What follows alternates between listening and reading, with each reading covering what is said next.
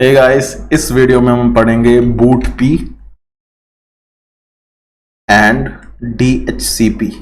आपने इनका नाम तो सुना ही होगा। तो अब ये होता क्या है और इसकी ज़रूरत क्या है। जैसे लास्ट वीडियो में मैंने बताया था कि एक मेरे पास क्लाइंट होता है और जो मेरा इंटरनेट होता है, अगर उसके अंदर मान लीजिए मेरा इंटरनेट है और उसके अंदर कोई भी सिस्टम है जिसे आपने एक्सेस करना है, जिससे आप रिक्वेस्ट करेंगे कि मुझे एक पर्टिकुलर वेब पेज चाहिए और वो आपको आपकी रिक्वेस्ट है जो ग्रांट करेगा,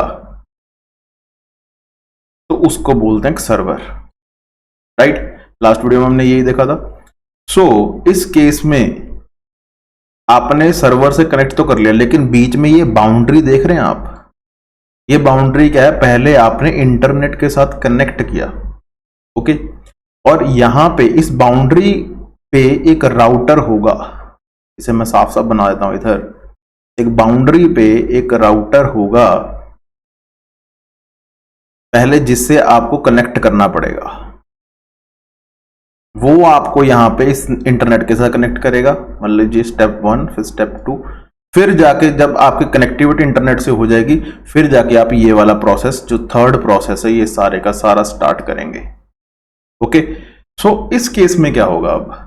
अब इस राउटर को आपको पहचानना है।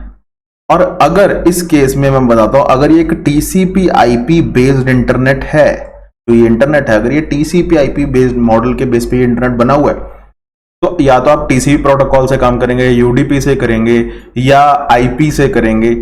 IP से तो वैसे भी आपको करना ही पड़ेगा। TCP UDP will be on the transport layer. तो कैसे ये कम्युनिकेशन होगा और इस कम्युनिकेशन के लिए प्री रिक्विजिट्स क्या क्या है? सबसे पहले तो जो ये क्लाइंट है, जैसे अगर आपने IPv4 पढ़ा हो, तो उसमें क्या होता है? एक सोर्स का IP एड्रेस होता है, एक डेस्टिनेशन का IP एड्रेस होता है, राइट। तो सबसे पहले इस सोर्स रिक्वेस्ट यहां से आप इनिशिएट कर रहे हैं इस क्लाइंट से, तो इस सोर्स के पास क्या होना चाहिए? मान लीजिए ये सोर्स है, क्या होना चाहिए इसके पास? पहली बात है, इसके पास इसका IP एड्रेस होना चाहिए। ओके, IP एड्रेस तो इसके पास अपना है। अब ये क्या है? यूनिकली एक इंटरनेट में आइडेंटिफाई किया जा सकता है बाय दिस राउटर।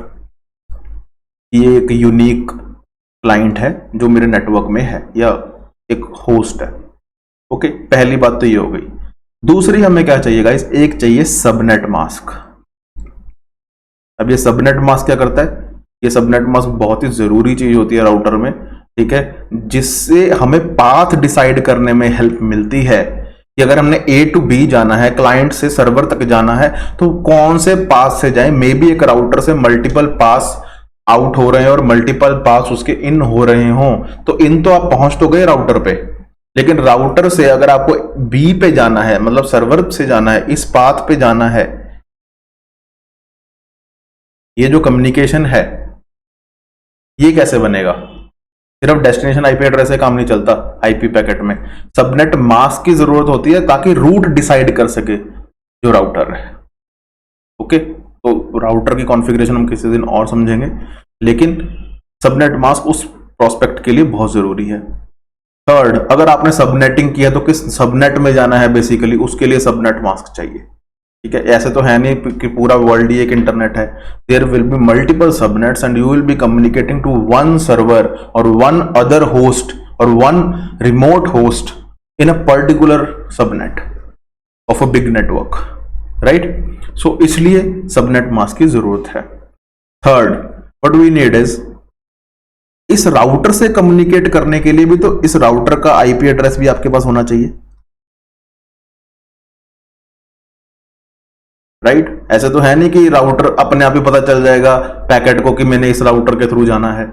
तो इस राउटर का भी आपके पास IP एड्रेस होगा, जिसे आप इसके लिए, इस कम्युनिकेशन के लिए डेस्टिनेशन IP एड्रेस भी बोल सकते हैं।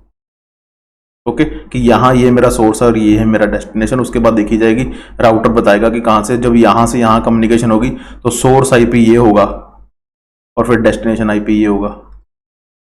लेकिन कितने हॉप्स में जाते हैं ये हमारा TTL बताता है, ठीक है ना, टाइम टू लिव। और उसमें हम स्ट्रिक्ट वे से भी जा सकते हैं या लीनियंट वे से भी जा सकते हैं, कि मतलब मुझे अगर मल्टीपल पाथ्स हैं A to B, तो मुझे सिर्फ एक ही पर्टिकुलर पाथ से जाना है, उसे क्या कहते हैं? स्ट्रिक्ट मोड, मान लीजिए एक ये है, एक ये है, एक ये है, या इन तीनों के बीच एक राउटर है, तो राउटर ने बेसिकली, ये मेरा राउटर है, ठीक है, तो राउटर ने बेसिकली आपको इस पास, आप ये लिख सकते हैं पैकेट में सोर्स पे ही कि मुझे इसी पाथ से जाना है, अगर ये पाथ चल रहा है तो ठीक है, अगर नहीं चल रहा तो पैकेट को डिस्कार्ड कर दो, may be this is a private path, right.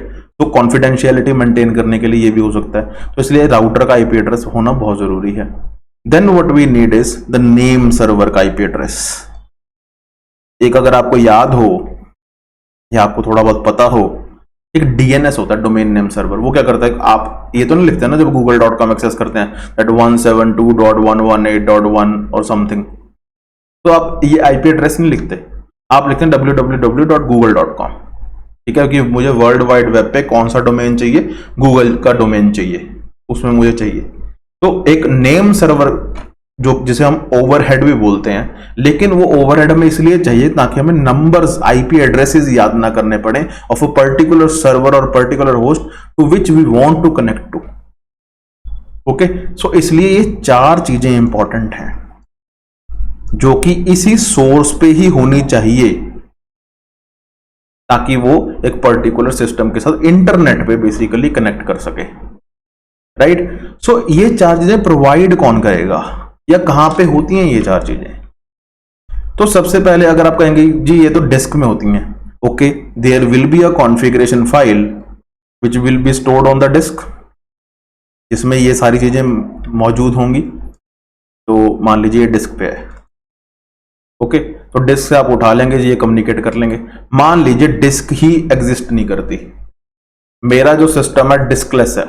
अगर आपने वर्चुअलाइजेशन के बारे में आपको थोड़ा बहुत पता हो, ये जनरली इन इंटरनेट, लेकिन मैं आपको एग्जांपल दे रहा हूं वर्चुअलाइजेशन की, तो उसमें क्या होता है, जो हार्ड डिस्क होती है, जो रैम्स होती हैं, या जो भी सिस्टम, जो सीपीयू का पार्ट है, प्रोसेसिंग का पार्ट है, जो सीपीयूज हैं, वो सारे एक रिमोट लोकेशन पे होते हैं, लेकिन आपकी स्क्रीन पे आप एक्सेस कर पाते हैं कोई पर्टिकुलर ऑपरेटिंग सिस्टम या वो रिमोट जो होस्ट बनाया हुआ है, वर्चुअली आप उसे एक्सेस कर रहे हैं, आपके पास फिजिकली कोई भी ऑपरेटर्स नहीं है एक्सेप्ट योर स्क्रीन या कीबोर्ड। तो आप उसे कैसे एक्सेस कर पाते हैं?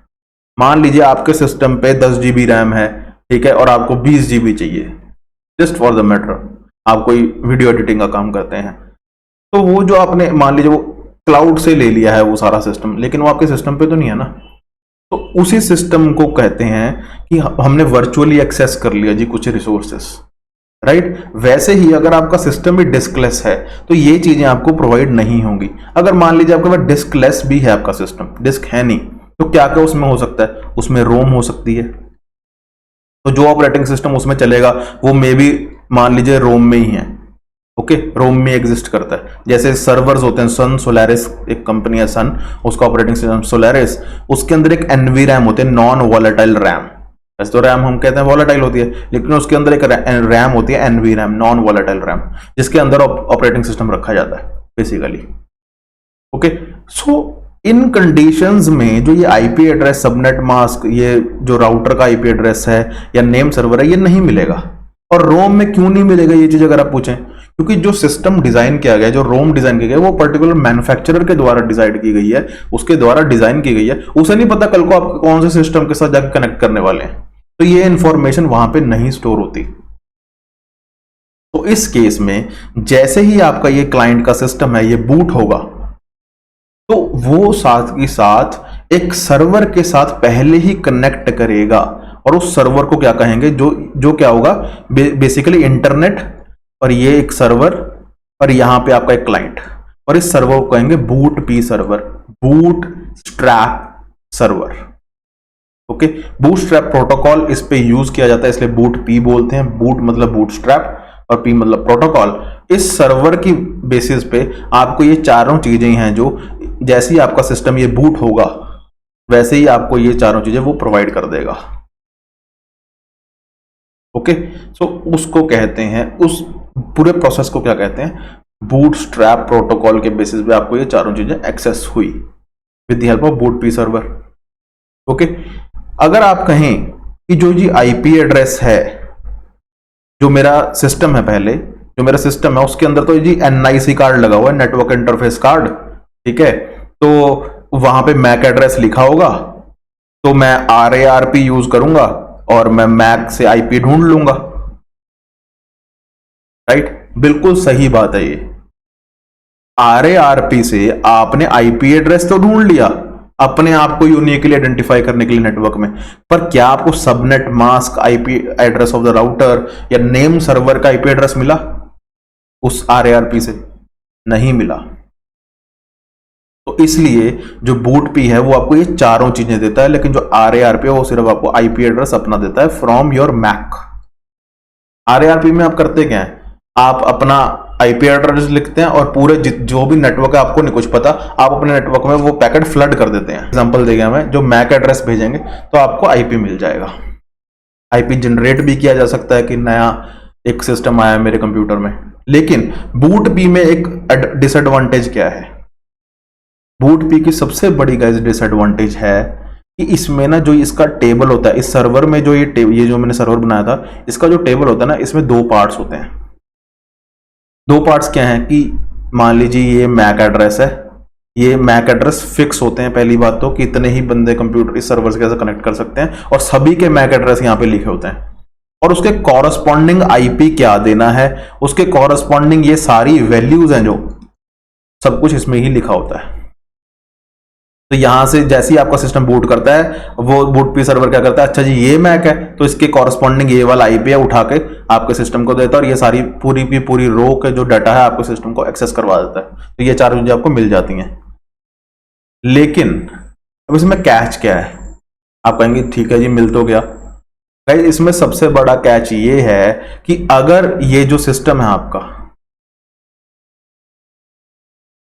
ये सिस्टम बूट पी से इस नेटवर्क, ये नेटवर्क 1 है, इससे कनेक्ट हो गया, ये जो बूट पी सर्वर है स्पेसिफिक फॉर नेटवर्क 1 है, तो यहां पे तो आपको IP मिल गया। लेकिन अगर आपका ये जो सिस्टम है ये यहां पे है ही नहीं, कोई और सिस्टम इसकी जगह ले लेता है, ये मेरा मान लीजिए क्लाइंट 2 है, और जिसकी मैक एड्रेस की जो वैल्यूज हैं मेरे बूट पी सर्वर में एग्जिस्ट नहीं करती, तो ये सिस्टम इस नेटवर्क से कभी भी कनेक्ट हो ही नहीं पाएगा, बिकॉज बूट पी सर्वर उसे उसका IP एड्रेस, नेम सर्वर, जो भी इंफॉर्मेशन है वो नहीं दे पाएगा, क्योंकि उसके पास तो पहले ही लिस्ट है कि ये मैक आएंगे तो ही मैं ये इंफॉर्मेशन रिलेटेड उन्हें दूंगा, अदरवाइज किसी नए मैक को मैं सिस्टम में एंट्री ही नहीं दूंगा। पहली बात तो ये था सिनेरियो 1। सिनेरियो 2 क्या है, सिनेरियो 2 ये है, मान लीजिए यही आपका जो क्लाइंट 1 था, ओरिजिनल क्लाइंट था, वो किसी और नेटवर्क के साथ कनेक्ट करना चाहता है, लेकिन जो उसका जो बूट पी सर्वर होगा वो भी सेम ही इशू क्रिएट करेगा, वो आपको आपका IP एड्रेस देगा ही नहीं। तो मतलब आप रिस्ट्रिक्ट होके रह गए कि मैं सिर्फ एक ही नेटवर्क, पर्टिकुलर नेटवर्क के साथ कनेक्ट कर सकता हूं जिसके बूट पी सर्वर में मेरा मैक एड्रेस है, राइट। सो इस जो रिस्ट्रिक्शन है, जो लिमिटेशन है, इसको ओवरकम करने के लिए हमने क्या बनाया, हमने बनाया DHCP, that is dynamic host configuration protocol. मैं इसकी फुल फॉर्म लिख भी देता हूं, वैसे तो ये आपको गूगल पे मिल ही जाएगा सब कुछ।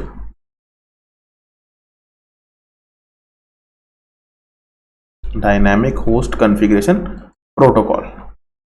सो इस केस में क्या होता है गाइस, डायनामिक सिस्टम में सेम प्रोसीजर होता है, ये एक एक्सटेंशन है बूट पी के लिए यहां पे, लेकिन बूट पी सर्वर की जगह DHCP सर्वर होगा, और ये आपका क्लाइंट है और ये आपका नेटवर्क है।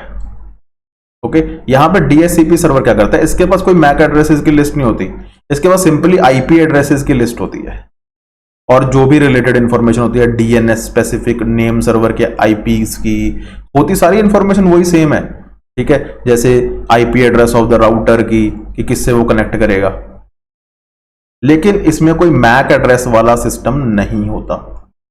इसमें क्या होता है, हाँ जी एक नया सिस्टम आ गया, डिस्कलेस सिस्टम है, ये बूट हो गया, अब इसके वो क्या करेगा, रिक्वेस्ट करेगा DHCP सर्वर को बूट होते होते ही, ठीक है, कि मुझे जी मेरा IP एड्रेस दो, मैं तो नेटवर्क के साथ कनेक्ट करना, और जो रिलेटेड इंफॉर्मेशन है वो भी दो। तो DHCP सर्वर क्या करेगा, जो भी इंफॉर्मेशन उसके पास एक अवेलेबल होगी वो उसे असाइन कर देगा, कोई नया सिस्टम आएगा उसे अगली वैल्यू असाइन कर देगा। तो उसके पास एक लिमिटेड होने की बजाय उसके पास एक अनलिमिटेड स्पेस है। अनलिमिटेड ऐसे नहीं कि बहुत सारे उसके पास अनलिमिटेड आईपी एड्रेसेस हैं। मान लीजिए एक नेटवर्क में एक ऐसी कॉन्फ़िगरेशन की गई है कि उसमें सिर्फ 10,000 सिस्टम ही एक्सेस, मैं बहुत बड़ी वैल्यू ले रहा हूं, सिर्फ 10,000 सिस्टम ही उस नेटवर्क में कनेक्ट हो सकते हैं। तो अगर डीएससीपी के पास 10,000 हैं, लिमिटेड तो हैं लेकिन 10,000 आईपी एड्रेसेस हैं, तो कोई सिस्टम्स रिमूव हो जाएंगे, कोई सिस्टम आ जाएंगे। तो जो भी एडिशन और रिमूवल के सिस्टम्स का प्रोसेस है, तो उनको आईपीस चाहिए भी और उन्होंने आईपी अपना छोड़ भी देना। It's kind of a subscription model. ठीक है, सब्सक्राइब करते हैं आप किसी चीज को, सब्सक्रिप्शन मॉडल है। ये सब्सक्रिप्शन मॉडल क्या करता है कि जब आपका मन किया, आपने एक यूट्यूब चैनल सब्सक्राइब कर लिया, आपने आईपी एड्रेस ले लिया डीएससीपी के साथ सब्सक्राइब करके, और जैसे ही आपका मन करे कि मुझे बस ये सर्विस और यूज नहीं करनी, तो आप अपना सिस्टम जैसे ही शट डाउन करेंगे, वो आईपी एड्रेस और उसकी रिलेटेड इंफॉर्मेशन फ्री हो जाएगी और वो किसी और सिस्टम को मिल जाएगी। इसमें एक और चीज आपने अगर सटलिटी के साथ सोची हो, ये टेम्परेरी टाइम के लिए सर्विस प्रोवाइड करता है। परमानेंट तो कर ही सकता है लेकिन टेम्परेरी भी प्रोवाइड करता है। कुछ समय के लिए आपको ये सर्विस चाहिए थी, कुछ समय के लिए आपको ये इन्फॉर्मेशन चाहिए थी आईपी एड्रेसेस की, और आपने यूज की, उसके बाद सिस्टम शट डाउन किया और वो इन्फॉर्मेशन फिर डीएससीपी के पास अवेलेबल हो गई to provide to someone else. Okay, so इसको कहते हैं डायनामिक होस्ट कॉन्फ़िगरेशन प्रोटोकॉल। तो ये जो दोनों हैं, ये प्रोटोकॉल्स, ये चार चीजें प्रोवाइड करने के लिए बनती हैं। That is IP address of the diskless system, subnet mask, IP address of router and IP address of name server. Basically मैंने IP address of diskless system बोला क्योंकि उसमें ज्यादा जरूरत पड़ती है, लेकिन जो आपके अपने सिस्टम भी हैं, आप इनसे भी जो एक्टिव डायरेक्टरी होती है, जैसे आप डेवलप करते हैं एक्टिव डायरेक्टरी इन विंडोज सर्वर 2003 में होता था ये, उसके बाद भी सब में ही होता है वैसे तो उस विंडोज सर्वर्स में, तो वहां पे आप डीएससीपी कॉन्फ़िगर कर सकते हैं अपना सर्वर बना के कि जो आईपी एड्रेसेस हैं सिर्फ उन्हें ही अलाउ करना किसी पर्टिकुलर सर्विस को एक्सेस करने के लिए। जैसे बेसिकली कॉलेजेस में होता है कि अगर ये पर्टिकुलर नेटवर्क से मेरे पास एक्सेस आ रहा है तो इनको सिर्फ यही चीजें शो करनी है, इससे ज्यादा नहीं शो करना। तो उस केस में भी डीएससीपी का इस्तेमाल होता है। ओके गाइस, तो आई होप आपको ये सारा प्रोसेस समझ आया हो। तो थैंक यू सो मच।